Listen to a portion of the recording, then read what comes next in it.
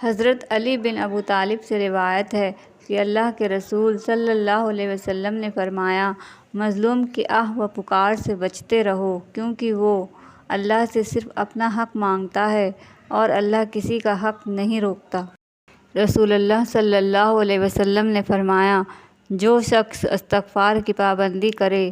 تو اللہ اس کے لیے ہر تنگی سے نکلنے کا راستہ بنا دیتا ہے اور ہر غم سے اسے نجات عطا کرتا ہے،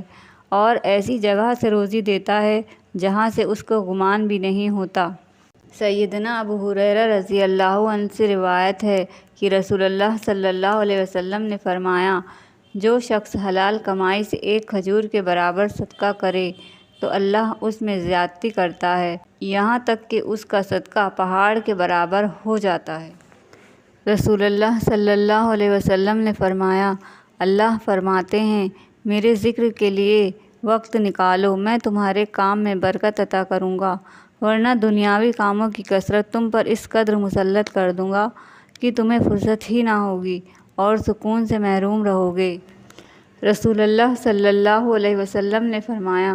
جس شخص کے ساتھ اللہ بھلائی کا ارادہ کرے اسے دین کی سمجھ عطا فرما دیتا ہے۔ رسول اللہ صلی اللہ علیہ وسلم نے فرمایا، جو شخص رات کو وضو کر کے سوئے تو ایک فرشتہ اس کے پاس رات گزارتا ہے، جب وہ شخص اٹھتا ہے تو وہ فرشتہ کہتا ہے، اے اللہ اپنے فلاں بندے کی مغفرت فرما،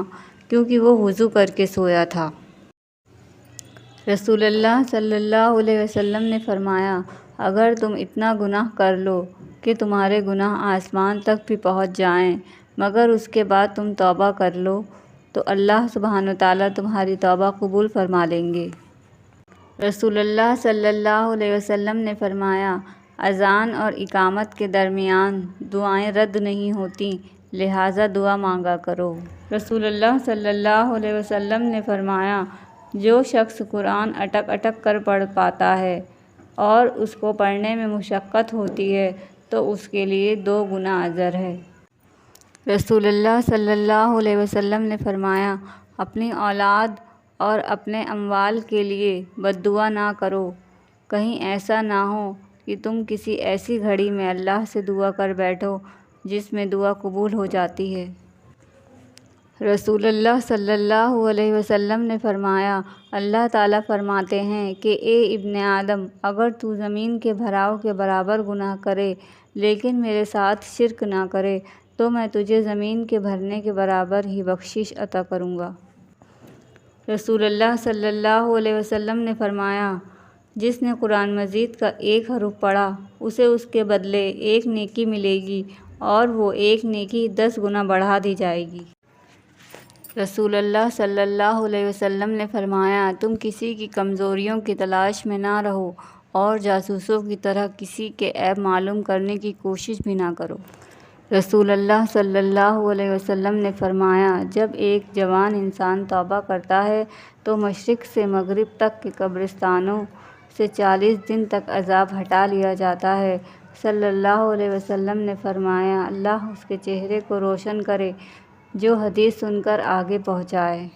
وہی تو میرا اللہ ہے جسے میں نے حالات مرض میں پکارا تو شفا دے دی، بھوک میں پکارا تو غذا دے دی، جہالت میں پکارا تو نور مصطفیٰ صلی اللہ علیہ وسلم سے نواز دیا،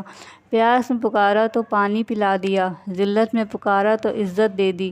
راہ میں بھٹک گیا تو راستہ دکھا دیا، غربت میں پکارا تو غنی کر دیا۔ اللہ تو معاف کرنے والا ہے اور معافی کو پسند کرنے والا ہے، ہم سب کو معاف فرما اور ہم سب کو بخش دے۔ رسول اللہ صلی اللہ علیہ وسلم نے فرمایا، اللہ تعالیٰ کے ذکر کے سوا زیادہ گفتگو نہ کرو، کیونکہ اللہ تعالیٰ کے ذکر کے بغیر زیادہ کلام کرنا دل کی سختی کا باعث ہے اور سخت دل آدمی اللہ تعالیٰ سے بہت دور ہوتا ہے۔